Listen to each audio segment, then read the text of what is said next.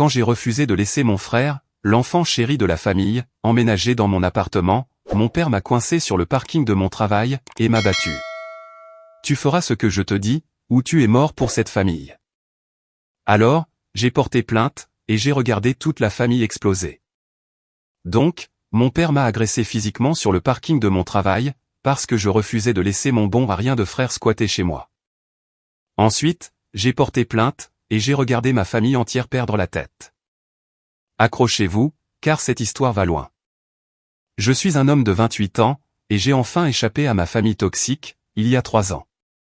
Mon petit frère, Nathan, 25 ans, est l'enfant chéri, celui qui n'a jamais été tenu responsable de quoi que ce soit dans toute sa vie. Je parle d'un niveau de favoritisme tellement extrême, qu'il ferait écrire une thèse entière à un psychologue comportemental. En grandissant, j'étais la bête de somme de la famille. J'ai commencé à travailler à 15 ans, en débarrassant les tables dans un resto du coin. J'ai économisé chaque centime, et j'ai maintenu de bonnes notes, parce que c'est ce que font les gens responsables.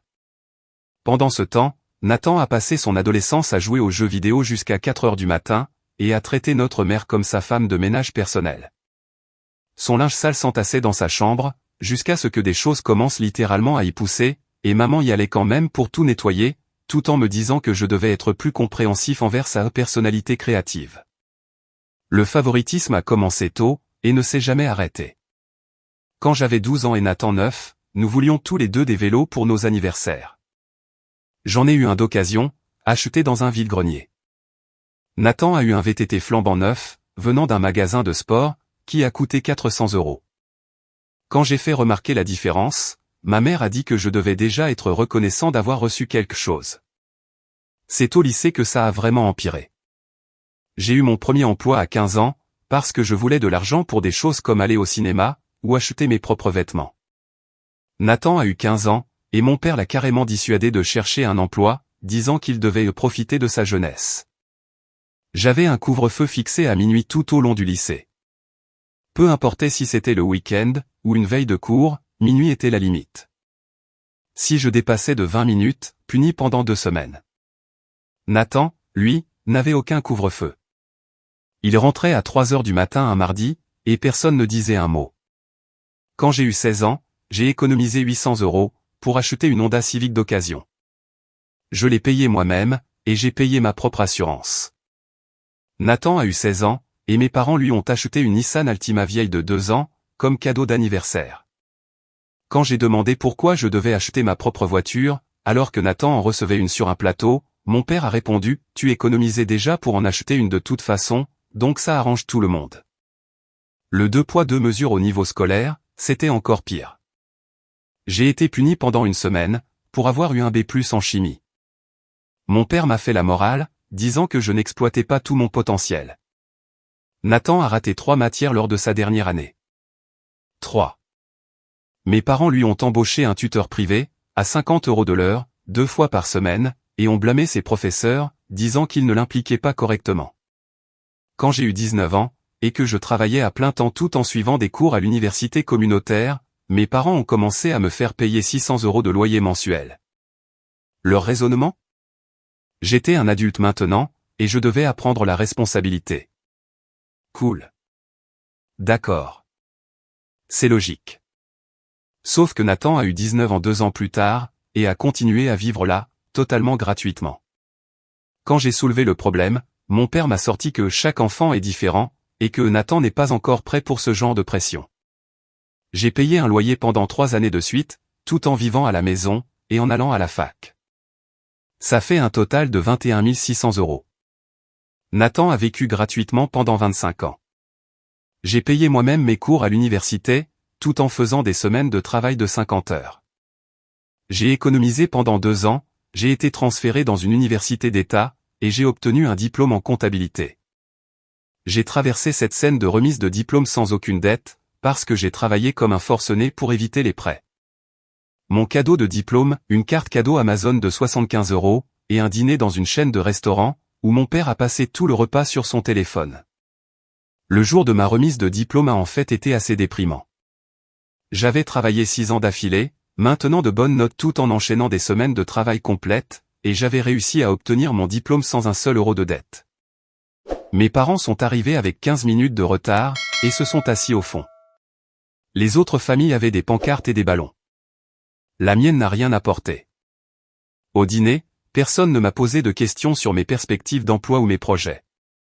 Juste un bon travail, pour ensuite pivoter immédiatement, afin de parler de l'avenir de Nathan. La carte cadeau était glissée dans une carte d'anniversaire achetée en pharmacie, sans qu'aucun d'eux n'ait écrit quoi que ce soit à l'intérieur, à part leur nom. Le reçu d'activation de la matinée y était même encore caché. Nathan s'est inscrit à la fac l'année suivante. Il a échoué après 3 semestres, parce qu'il passait plus de temps à faire la fête qu'à étudier. Mes parents ont payé jusqu'au dernier centime. Plus de 35 000 € au total. Les frais de scolarité, la chambre et la pension, l'argent de poche, tout. Il a échoué à plus de la moitié de ses cours, et a abandonné. Leur réaction, lui dire que c'était d'accord, et qu'il le soutiendrait dans tout ce qu'il déciderait de faire ensuite. J'avais payé toute mon éducation moi-même, obtenu mon diplôme avec mention et sans dette, et j'avais eu une carte cadeau Amazon. Nathan a claqué 35 000 billets dans des fêtes, et on lui a dit qu'il était courageux d'essayer quelque chose de nouveau. Après l'obtention de mon diplôme, j'ai décroché un bon poste en tant que comptable junior, dans une entreprise de taille moyenne. Le salaire était correct, rien de fou, mais suffisant pour commencer à construire une vraie vie. J'ai vécu avec 2 colocataires dans un petit appartement pendant 2 ans, économisant chaque euro possible. Pas de sortie au restaurant, pas d'abonnement dont je n'avais pas besoin. J'emportais mon déjeuner tous les jours. J'étais concentré sur un seul objectif, avoir mon propre chez moi, où je n'aurais plus jamais à subir les dysfonctionnements de ma famille. Pendant ces 2 années, Nathan a enchaîné les emplois à temps partiel. Il a travaillé dans un magasin de détail pendant 3 mois, avant de démissionner parce que son manager était trop strict. Il a essayé d'être coach sportif pendant environ 6 semaines, avant de décider que se lever tôt n'était pas son truc. Il a livré de la nourriture pendant 1 mois, avant que sa voiture ne tombe en panne, et qu'il ne décide que le travail ne valait pas les tracas. À chaque fois qu'il démissionnait, mes parents l'accueillaient à bras ouverts, et sans aucune attente qu'il ne contribue à quoi que ce soit. Pendant ce temps, j'ai continué à trimer. Pas de vacances, pas de nouvelle voiture, rien de tape à accent grave-l'œil. Juste travailler, économiser, et recommencer. Mes collègues m'invitaient à des happy hours, et je refusais, parce que ces verres à 8 € finissent par chiffrer. Ils pensaient que j'étais ennuyeux. Moi, je pensais que j'étais motivé. Enfin, il y a 3 ans, j'avais assez économisé. J'ai trouvé un appartement d'une chambre dans un quartier correct. Rien de luxueux, mais c'était à moi. J'ai signé le bail, j'ai emménagé avec le strict minimum de meubles, et j'ai eu l'impression d'avoir gagné au loto. Plus de drames familiaux, plus de 2 poids 2 mesures, plus besoin de marcher sur des œufs. Juste la paix et le silence, dans mon propre espace. La première nuit dans mon appartement, j'ai commandé une pizza, je me suis assis sur mon canapé bon marché dans mon salon vide, et j'ai juste apprécié le silence. Pas de parents qui se disputent pour l'argent. Pas de Nathan jouant aux jeux vidéo à plein volume à 2 h du matin. Aucune tension. Juste moi, et ma pizza médiocre au pepperoni, dans une solitude glorieuse. J'ai gardé un contact minimal avec ma famille après avoir déménagé. Je me montrais pour les grandes fêtes, car couper totalement les ponts me semblait trop extrême. Mais j'ai arrêté d'aller à tous les dîners ou événements familiaux aléatoires. Mes parents ont fait les offensés. Mais honnêtement, ma santé mentale s'est améliorée de façon drastique. Je n'étais plus constamment en train de me comparer à Nathan, ou d'avoir l'impression que je ne serais jamais assez bien. J'existais simplement, selon mes propres conditions. Le travail se passait bien. J'avais obtenu 2 augmentations en 3 ans, je gérais de plus gros comptes, et mon patron a mentionné que j'étais en bonne voie pour une promotion. Rien d'explosif, juste une croissance de carrière régulière, basée sur le fait d'être présent, et de faire du bon travail.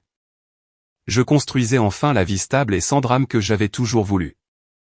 Puis, il y a environ 4 mois, Nathan s'est pointé à mon appartement sans prévenir, un mardi soir. J'ai ouvert la porte, et il était là, debout dans mon couloir, avec 2 sacs de sport et son PC de gamer dans un carton. Aucun avertissement, aucune annonce, il est juste apparu comme une mauvaise fête surprise. « Salut mec, je peux squatter ici un moment ?» a-t-il dit, en essayant déjà de me bousculer avec ses sacs. J'ai bloqué la porte. Quoi? Non. De quoi tu parles? Apparemment, nos parents avaient enfin atteint leurs limites. Nathan avait vécu à la maison gratuitement pendant 25 ans, sans rien apporter, passant ses journées à jouer et à faire des petits boulots aléatoires, qu'il quittait après quelques semaines. Mon père en avait eu marre, et avait dit à Nathan qu'il avait un mois pour, soit commencer à payer un loyer de 400 €, soit trouver un autre endroit où vivre. Nathan, naturellement, n'a fait ni l'un ni l'autre. Il a juste continué à vivre là gratuitement, pensant que papa bluffait. Alerte spoiler, papa ne bluffait pas. Ils avaient eu une énorme dispute ce matin-là, et mes parents ont dit à Nathan qu'il devait partir. Donc, sa brillante solution a été de se pointer chez moi, en s'attendant à ce que je l'accueille tout simplement. Allez, frérot. Ce sera comme au bon vieux temps, a-t-il dit, comme si notre enfance était une expérience nostalgique et complice, au lieu de moi tirant toujours la courte paille pendant qu'il se laissait porter par la vie. Non, ai-je répondu sèchement. Tu ne peux pas rester ici.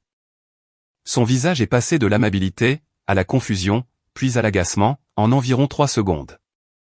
Tu es sérieux, là? Je suis ton frère. Ouais, et c'est mon appartement, que je me suis arraché à payer. Tu n'emménages pas. Il a essayé toutes les approches. Ce ne serait que temporaire. Il trouverait un travail et commencerait à contribuer. Il serait super silencieux, et je ne remarquerais même pas qu'il était là. Il aiderait pour les tâches ménagères. Et ainsi de suite. Chaque promesse sonnait exactement comme les innombrables autres promesses qu'il avait faites, et rompues, tout au long de sa vie. Je suis resté ferme. Nathan, tu dois régler ça toi-même. Je ne suis pas ta roue de secours. Alors, tu vas juste me laisser être à la rue? Sympa, le frère. Tu n'es pas à la rue. Tu as des options. Tu peux trouver des colocataires, prendre un travail à plein temps, louer une chambre quelque part. Tu as 25 ans. Débrouille-toi, comme nous avons tous dû le faire. Il est resté là 1 minute, s'attendant clairement à ce que je cède. Quand je ne l'ai pas fait, il a pris ses sacs, et est parti sans un mot de plus. J'ai fermé la porte, je l'ai verrouillée, et je n'ai ressenti absolument aucune culpabilité. J'avais travaillé trop dur pour ma tranquillité, pour la laisser être perturbée par quelqu'un qui n'avait jamais fait face à une véritable conséquence de sa vie. J'aurais dû savoir que ça ne s'arrêterait pas là. Le lendemain, ma mère a appelé. J'ai laissé aller sur la messagerie. Elle a appelé 3 fois de plus. Puis mon père a appelé. D'autres messages vocaux. Puis Nathan. Puis ma mère de nouveau. J'ai mis mon téléphone sur silencieux, et j'ai continué ma journée. Ce soir-là, j'ai enfin écouté les messages. Ceux de ma mère étaient tous des variantes de « Comment as-tu pu faire ça à ton frère ?» de « La famille s'entraide » et de « Je t'ai mieux élevé que ça ». Mon père a été plus direct, « Rappelle-moi tout de suite. Nous devons parler de Nathan. » Le message de Nathan, c'était juste lui disant que j'étais un crétin égoïste, et qu'il s'en souviendrait. Je n'ai rappelé aucun d'entre eux. Au cours de la semaine suivante, les appels et les textos n'ont pas cessé. Ma mère a essayé de me faire culpabiliser. Mon père a essayé d'user de son autorité. Nathan a essayé les deux. J'ai tout ignoré. Les messages étaient incessants. Ma mère m'appelait en pleurant sur l'abandon de la famille. Mon père laissait des messages vocaux, utilisant sa voix autoritaire, exigeant que je rappelle immédiatement. Les textos de Nathan allaient du désespoir à la colère. D'abord en suppliant, puis en m'accusant d'être un frère terrible. Une nuit, vers 2 heures du matin, Nathan a appelé 11 fois de suite. Le message vocal qu'il a laissé, c'était lui en train de divaguer sur le fait qu'il n'arrivait pas à croire que son propre frère lui ferait ça. Qu'il m'avait toujours admiré. De la pure manipulation. Nous n'avions jamais été proches. Les textos de ma mère étaient des chefs-d'œuvre de culpabilisation. Ton frère dort sur le canapé d'un ami à cause de toi. J'espère que tu peux vivre avec toi-même, en sachant que ta famille souffre. Ce n'est pas comme ça que nous t'avons élevé. Puis ma tante s'en est mêlée. Puis ma grand-mère. Apparemment, c'était devenu une crise familiale totale. Ma tante a dit qu'elle n'arrivait pas à croire que j'avais tourné le dos à Nathan. Ma grand-mère a dit que j'étais cruel, et qu'elle priait pour moi. Le truc, cependant, c'est qu'aucun d'entre eux n'a proposé à Nathan de rester chez eux. Ma tante avait une chambre d'amis. Ma grand-mère avait tout un appartement en sous-sol. Mais non, j'étais le sauveur désigné, parce que j'avais réussi à mettre de l'ordre dans ma vie. Ma mère a même essayé de coordonner une visite surprise à mon appartement, avec ma tante. Je les ai vus par le Judas un soir, toutes les deux debout dans mon couloir. Je n'ai pas répondu. Je suis resté là, en silence, pendant qu'elle frappait pendant 5 minutes. Finalement, j'ai dit à travers la porte, « Je vous vois. Je n'ouvrirai pas cette porte. S'il vous plaît, partez. » Ma tante a essayé de me raisonner. « Chérie, nous voulons juste parler. Nous sommes une famille. Il y a des choses à régler. » Il n'y a rien à régler. Nathan doit trouver son propre logement. Au revoir. Elles sont restées là pendant encore 10 minutes. J'ai mis un casque, et je les ai laissées perdre leur temps. J'ai envoyé un seul texto de groupe à tout le monde. Nathan a 25 ans. Il peut trouver un travail, et chercher son propre logement, comme n'importe quel autre adulte. Je n'en discuterai pas davantage. Ensuite, j'ai mis la discussion de groupe en sourdine, et je suis retourné à mon existence paisible. La réaction a été immédiate. Mon téléphone n'a pas arrêté de vibrer pendant 1 heure. De tu es sans cœur à nous nous en souviendrons. Je n'en ai pas lu la plupart. Ma mère a envoyé un message disant que j'avais changé depuis que j'avais déménagé, que mon appartement luxueux et mon travail m'avaient rendu froid et égoïste. L'ironie était presque drôle. Je n'avais pas changé. J'avais juste arrêté d'accepter d'être traité de manière inégale. Et soudainement, ça faisait de moi le méchant. Pendant environ 2 semaines, les choses se sont calmées. Je me suis dit qu'ils avaient abandonné, et que Nathan avait trouvé un endroit où squatter. J'avais tort. Un jeudi soir, je quittais le travail vers 18 heures. Ça avait été une longue journée. J'étais fatigué, et j'avais hâte de rentrer chez moi, de me faire des pâtes, et de regarder des émissions stupides. Je suis sorti de mon immeuble de bureau pour aller sur le parking, me dirigeant vers ma voiture. C'est là que j'ai vu le pick-up de mon père, garé juste à côté de ma voiture. Il était appuyé contre la portière côté conducteur, les bras croisés, me fixant directement. Mon estomac s'est noué instantanément. Ce n'était pas une rencontre fortuite. Il était venu ici exprès, et attendait probablement depuis je ne sais combien de temps. J'ai pensé à faire demi-tour et à rentrer à l'intérieur, mais ça me semblait lâche. J'avais 28 ans. Je pouvais gérer une conversation avec mon père.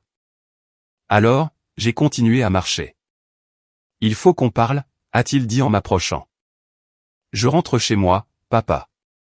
Si tu veux parler, tu peux m'appeler. » Je t'ai appelé. Tu ne réponds pas. Parce qu'il n'y a rien à discuter. Je t'ai déjà donné ma réponse au sujet de Nathan. Sa mâchoire s'est crispée. Monte dans mon pick-up, maintenant. Non, je rentre chez moi. J'ai essayé de le contourner pour aller vers ma voiture, mais il s'est mis devant moi, bloquant mon chemin. Nous étions dans une section assez vide du parking. La plupart des gens étaient déjà partis. Il y avait quelques voitures dispersées, mais personne à proximité. « Tu vas m'écouter » a-t-il dit, la voix baissant d'un ton. « Nathan est ton frère. Tu vas le laisser rester avec toi, jusqu'à ce qu'il retombe sur ses pieds. » Non, je ne le ferai pas. Ce n'est pas une demande. Je suis un adulte avec mon propre chez moi. Tu n'as pas à exiger ce que j'en fais. C'est alors que son attitude a changé. Le rôle du père frustré est tombé, et quelque chose de plus dur a pris sa place. Tu penses que tu es tellement meilleur que le reste d'entre nous, n'est-ce pas? Tu as ton bel appartement, ton travail de comptable, et tu agis comme si tu étais trop bien pour aider ta famille. Il ne s'agit pas d'être meilleur que qui que ce soit. Il s'agit de limites. Des limites? A-t-il répété, presque en riant. Tu veux parler de limites? Et la limite de ne pas abandonner ton frère quand il a besoin d'aide? Il n'a pas besoin d'aide. Il a besoin de conséquences. Il y a une différence. La pire chose à dire. Je l'ai vu dans ses yeux, à la seconde où les mots sont sortis de ma bouche. Espèce d'ingrat, a-t-il dit en s'approchant. Après tout ce qu'on a fait pour toi en grandissant, on t'a nourri, logé, payé tes études. J'ai payé mes propres études. Et vous m'avez fait payer un loyer, tout en laissant Nathan vivre gratuitement. Parce que Nathan avait besoin de soutien. Tu t'es toujours bien débrouillé seul. Donc, je suis puni pour avoir été responsable. Tu n'es pas puni. On te demande d'aider la famille. Mais apparemment, tu es trop égoïste pour comprendre ça. J'en ai fini avec cette conversation, ai-je dit, en essayant de le contourner à nouveau. Il a attrapé mon bras, violemment. On n'a pas fini. Lâche-moi. Pas avant que tu n'acceptes d'aider ton frère. J'ai dégagé mon bras, et il a attrapé ma chemise à la place, me tirant en arrière. Papa, lâche-moi. Tu vas faire ce que je dis, ou tu es mort pour cette famille. Tu me comprends? Avant que je puisse répondre, il m'a poussé en arrière. J'ai trébuché, mais je me suis rattrapé. Ça n'était pas en train d'arriver. Ça ne pouvait pas vraiment arriver. Mon propre père, sur le parking de mon travail, devenant physique avec moi, parce que je refusais de laisser son fils préféré squatter dans mon appartement. Tu as jusqu'à demain pour appeler Nathan, et lui dire qu'il peut emménager, a dit papa. Sinon, ne prends même pas la peine de te pointer à un seul événement familial, plus jamais. Tu ne seras pas le bienvenu. Ça me va, ai-je dit, la voix tremblante mais ferme. Si c'est comme ça que ça se passe, alors c'est terminé entre nous. C'est là qu'il m'a frappé. Je ne l'ai même pas vu venir. Il a lancé un coup de poing, qui m'a attrapé en plein sur le côté du visage, près de l'oreille. L'impact m'a déséquilibré sur le côté, et je suis tombé lourdement sur l'asphalte. Mes lunettes ont volé, et ont glissé sous une voiture voisine.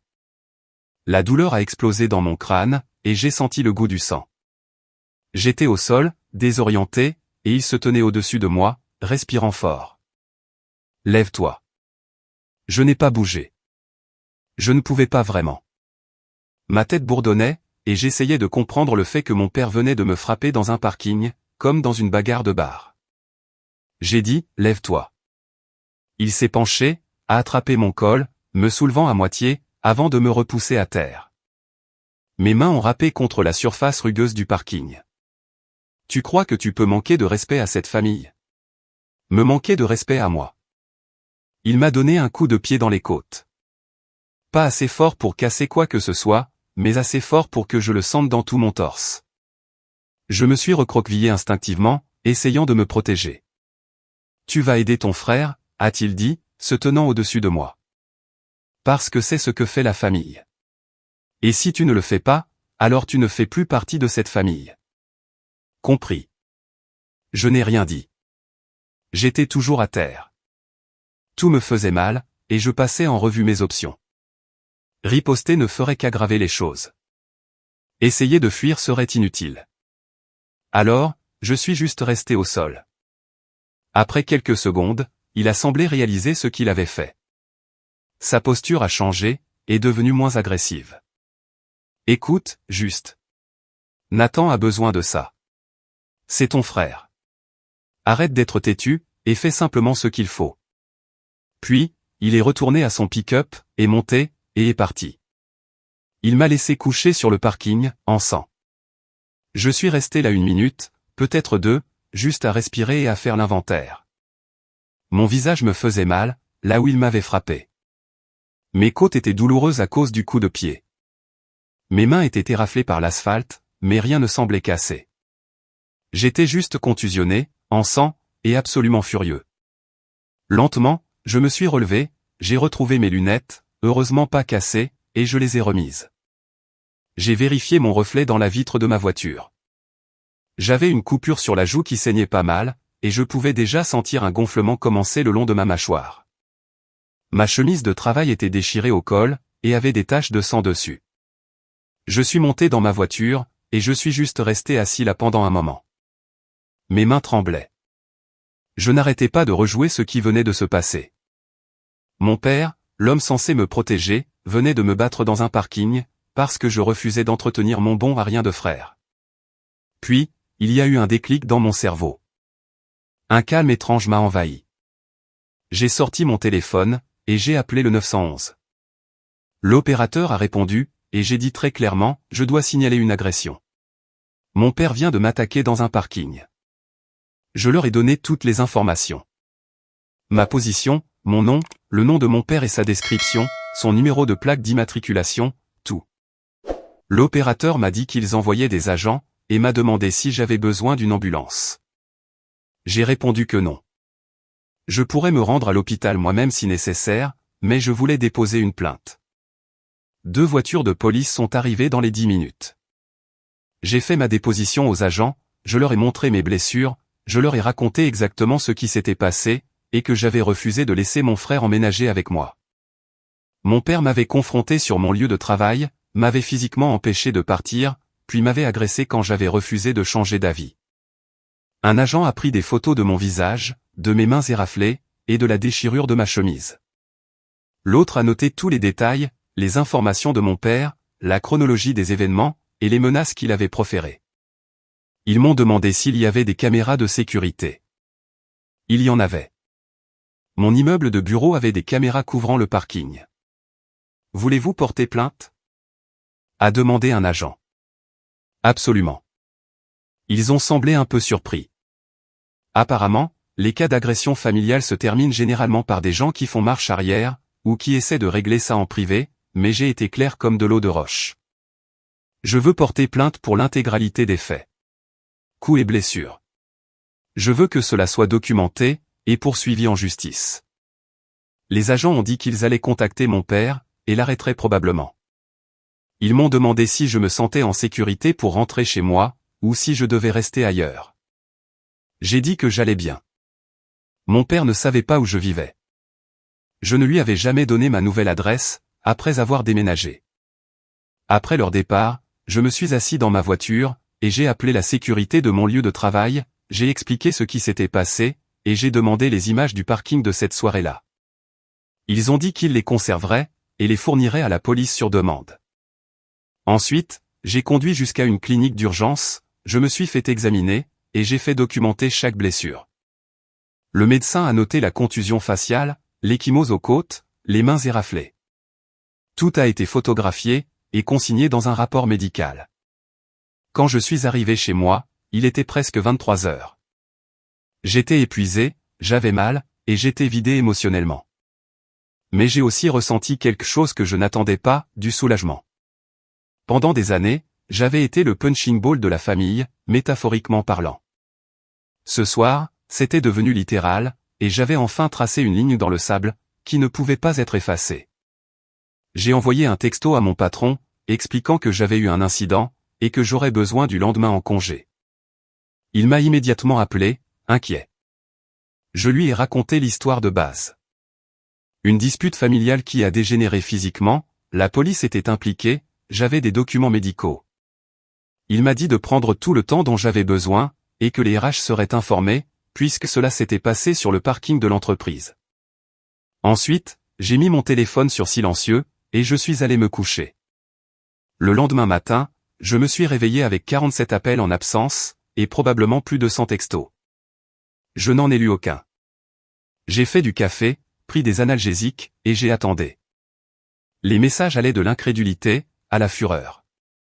Ma mère avait laissé 6 messages vocaux, chacun plus hystérique que le précédent. Le premier était confus. Pourquoi la police est là? Qu'est-ce que tu leur as dit? Rappelle-moi tout de suite. Au 6e, elle criait dans le téléphone, disant que je détruisais notre famille, et que j'avais intérêt à arranger ça immédiatement. Les messages de Nathan étaient prévisibles, et égocentriques. Mec, c'est quoi ce bordel? Papa se fait arrêter parce que tu ne sais pas encaisser une blague. Et, belle réaction excessive, frérot. Maintenant, tout le monde est en colère contre moi, à cause de ton drame. Pas une seule fois, il n'a semblé comprendre que peut-être, le fait que notre père me batte dans un parking, était le vrai problème, et non ma réaction. Ma tante a envoyé un texto disant qu'elle était choquée et consternée par mes actions, qu'on n'appelle pas la police pour sa famille, et que je devrais avoir honte. Ma grand-mère a envoyé un message disant qu'elle priait pour moi, parce que j'avais clairement perdu la tête. Divers cousins ont mis leur grain de sel avec leurs opinions, la plupart négatives. Vers 10 heures, 2 policiers se sont présentés à ma porte. Ils m'ont informé qu'ils étaient allés arrêter mon père ce matin-là. Il était accusé de coups et blessures. Il avait été placé en garde à vue, enregistré, et était détenu en attendant une audience de libération sous caution.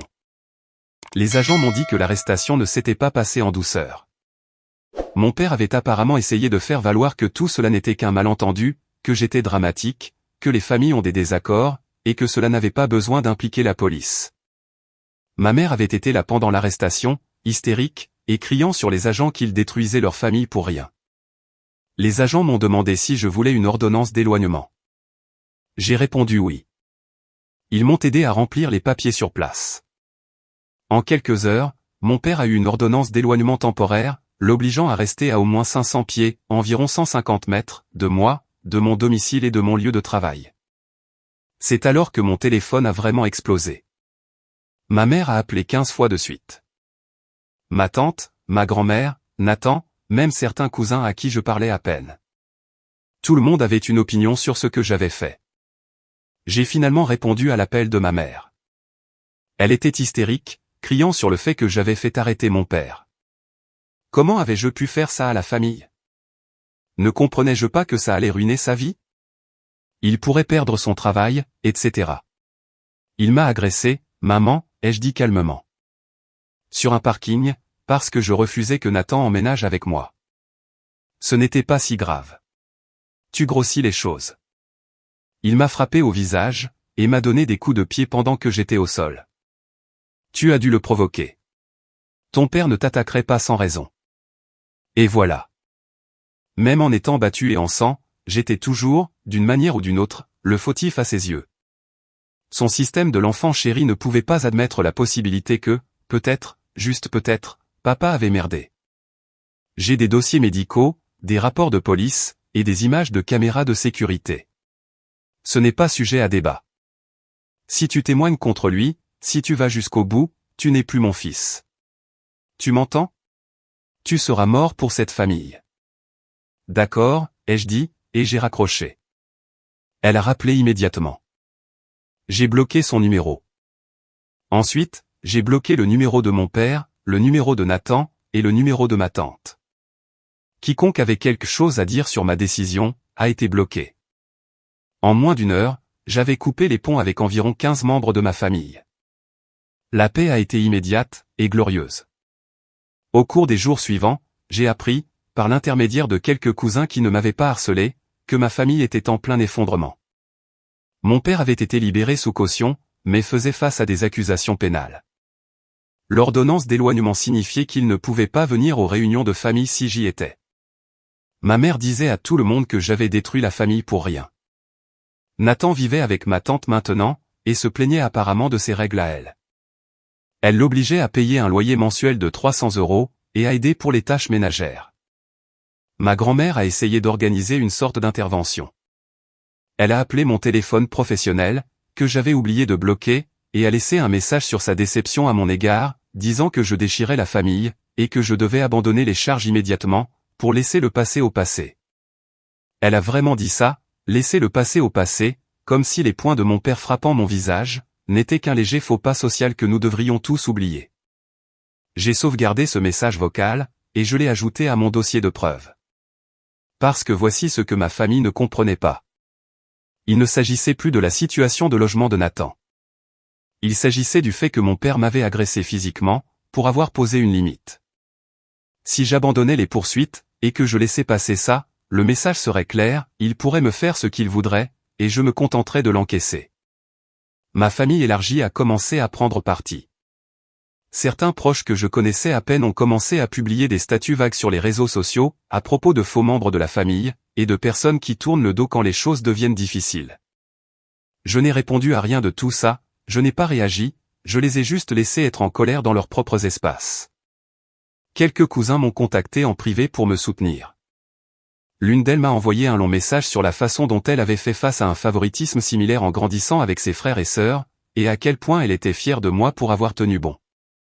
Un autre cousin a dit qu'il avait toujours pensé que mes parents traitaient Nathan différemment, et qu'il n'était pas surpris que cela ait fini par exploser. Leur soutien a aidé, mais il n'a pas changé ma résolution. J'allais le faire, indépendamment de qui me soutenait ou non. Le processus légal a avancé. L'avocat de mon père a essayé de faire passer ça pour une dispute familiale qui avait dégénéré. mon avocat a présenté les images de sécurité du parking, les rapports médicaux, ma déclaration, et le témoignage d'un collègue qui avait vu une partie de l'incident par la fenêtre d'un bureau. Ma famille a intensifié sa campagne de harcèlement. Comme j'en avais bloqué la plupart, ils sont devenus créatifs. Ma mère a envoyé par la poste, à mon appartement, une lettre manuscrite de 8 pages, détaillant toutes les façons dont je détruisais notre famille. Pas une seule fois, elle n'a mentionné que mon père n'aurait peut-être pas dû me battre. Ma tante a réussi on ne sait comment à obtenir le numéro de mon lieu de travail, et a appelé pour me parler. Quand la réceptionniste lui a dit que je n'étais pas disponible, elle s'est lancée dans un discours sur le fait que j'avais fait quelque chose de terrible. Les RH ont dû envoyer un mémo, sur l'interdiction de divulguer des informations sur les employés. Une cousine s'est même pointée dans le hall de mon immeuble de bureau. J'ai continué à marcher vers l'ascenseur, pendant qu'elle me suivait, en parlant de loyauté familiale. La sécurité du bâtiment l'a escorté vers la sortie. Les images vidéo étaient accablantes. Une vidéo limpide de mon père m'agrippant, me poussant, me frappant, et me donnant des coups de pied pendant que j'étais au sol. Son avocat a essayé de plaider la provocation, mais le procureur a rapidement balayé cet argument. Il n'y a aucune justification légale pour battre son fils adulte dans un parking. Environ 3 semaines plus tard, l'avocat de mon père a proposé un accord à l'amiable. Si j'abandonnais les poursuites, mon père plaiderait coupable pour un délit mineur, ferait des travaux d'intérêt général, et maintiendrait l'ordonnance d'éloignement pendant 1 an. Je l'ai rejeté immédiatement. Il peut plaider coupable pour coups et blessures, ou bien nous allons au procès. Ce sont les seules options. Ma famille a perdu la tête quand ils ont appris que j'avais refusé l'accord. Ma mère a laissé un message au bureau de mon avocat, me suppliant de reconsidérer ma décision. Ma grand-mère m'a envoyé une lettre recommandée, remplie de citations bibliques sur le pardon. Ma tante s'est à nouveau pointée à mon appartement, avec Nathan. Je les ai observés par le Judas, pendant qu'ils restaient plantés là pendant 20 minutes. J'ai appelé la sécurité de l'immeuble, et je les ai fait expulser tous les deux. À chaque personne qui essayait de défendre ce que mon père avait fait, ou de le minimiser, ma détermination ne faisait que se renforcer. Chaque ce n'était pas si grave, et la famille pardonne, me confirmait que je faisais le bon choix. L'affaire est allée au procès. Assez direct. Le procureur a présenté les preuves. L'avocat de mon père a fait de son mieux avec un dossier indéfendable. Le jury a délibéré pendant moins de 3 heures. Le procès a duré 2 jours. Les images du parking ont été diffusées pour le jury. Plusieurs jurés ont eu une réaction physique, quand mon père m'a frappé et que je suis tombé. Une femme a halté. La vidéo montrait tout clairement. Mon témoignage a pris la majeure partie de la 2e journée. J'ai gardé une voix stable et factuelle, faisant simplement un récit clair de ce qui s'était passé. L'avocat de mon père a essayé de me piéger lors du contre-interrogatoire, avec des questions sur ma relation avec mon frère, et sur le fait de savoir si j'en voulais à mes parents.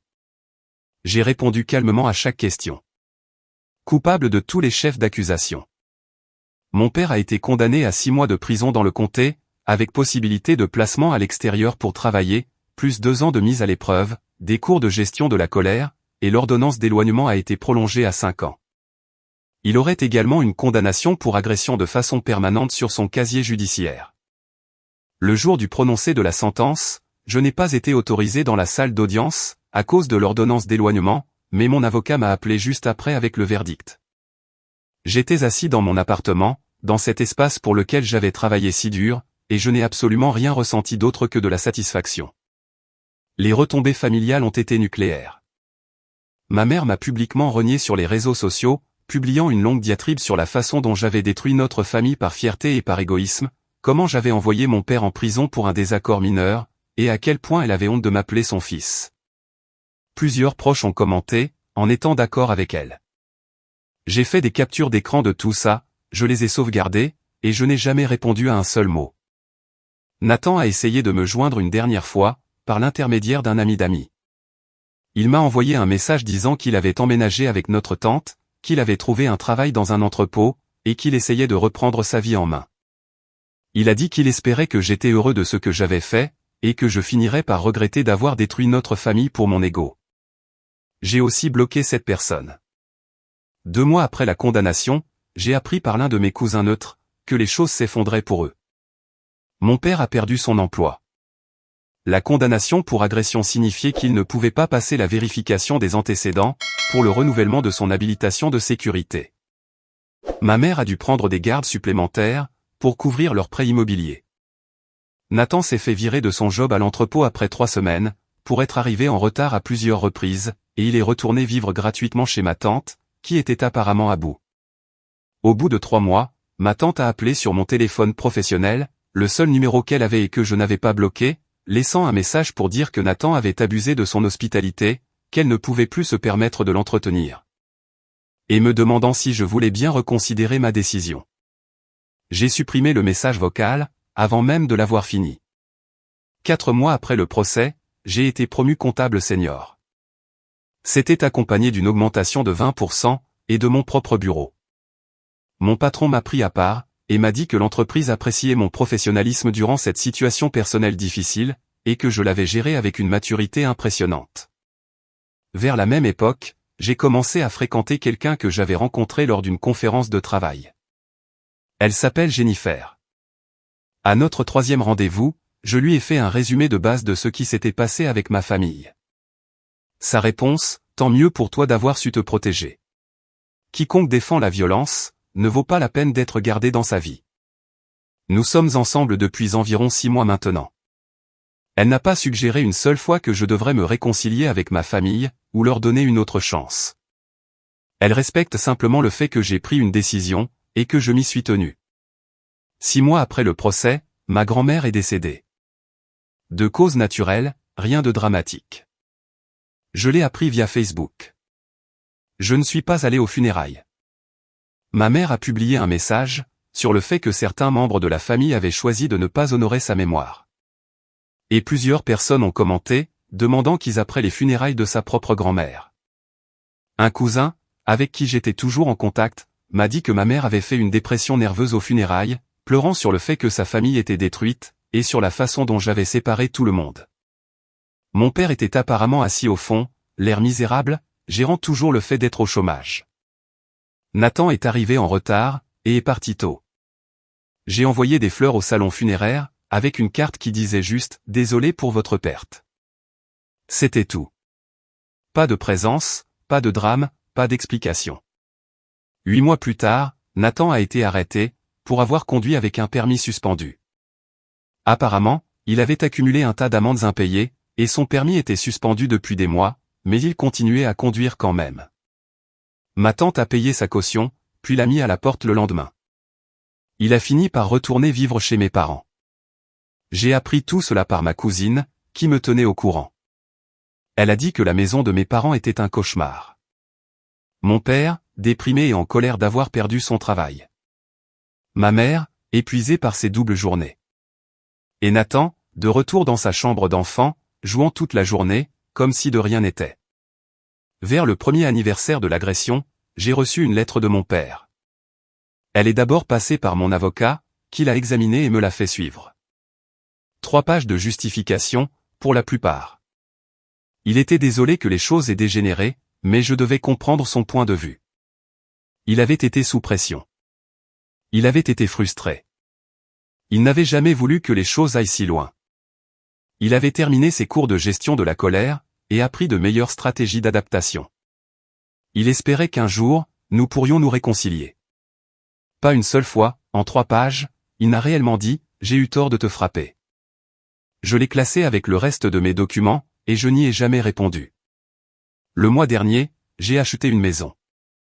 Une petite maison de 3 chambres, dans un quartier calme, à environ 30 minutes de mon bureau. Jennifer m'a aidé à la choisir. Nous n'avons pas encore emménagé ensemble, nous prenons notre temps, mais elle a sa propre clé, et reste à la maison la plupart des week-ends. Le jour où j'ai signé l'achat de la maison, j'étais assis sur la terrasse arrière avec un verre, regardant mon jardin, et mon téléphone a sonné. Numéro inconnu. J'ai répondu. C'était Nathan. Comment as-tu eu ce numéro? Ai-je demandé. Ça n'a pas d'importance. Écoute, je voulais juste. Je voulais te dire que je suis désolé, d'accord? Pour tout. D'avoir débarqué chez toi, en m'attendant à ce que tu m'héberges. De ne pas t'avoir défendu quand nous étions enfants. Pour tout. Je n'ai rien dit. Papa est une loque depuis le procès. Maman se tue à la tâche. La famille tombe en morceaux. Et je sais que c'est de ma faute. Si je m'étais juste pris en main il y a des années, rien de tout cela ne serait arrivé. Tu as raison, ai-je répondu, rien de tout ça ne serait arrivé. Alors, il y a une chance qu'on puisse parler? Peut-être prendre un café, ou quelque chose comme ça? Non. Allez, mec. Je fais des efforts, là. J'ai un vrai travail maintenant. Je paie mon propre loyer, je fais le truc de l'adulte responsable. Ça ne compte pas pour quelque chose? Tant mieux pour toi. C'est ce que tu aurais dû faire pendant les 7 dernières années. Alors, c'est tout. Tu en as juste fini avec nous tous, pour toujours? Nathan. Papa m'a battu sur un parking, parce que je refusais que tu squattes chez moi. Maman l'a défendu. Tu m'as envoyé des messages me traitant d'égoïste. La famille entière m'a harcelé pour avoir porté plainte. Pourquoi voudrais-je que l'un de vous revienne dans ma vie? Il est resté silencieux pendant 1 minute. Je suppose que j'ai juste pensé. Je ne sais pas. La famille est censée pardonner, non? La famille n'est pas censée non plus s'agresser physiquement. On dirait que nous faisons tous les deux face à une déception. J'ai raccroché, j'ai bloqué le numéro, et je suis retourné profiter de ma terrasse. Si vous avez apprécié cette vidéo, s'il vous plaît, cliquez sur le bouton d'abonnement.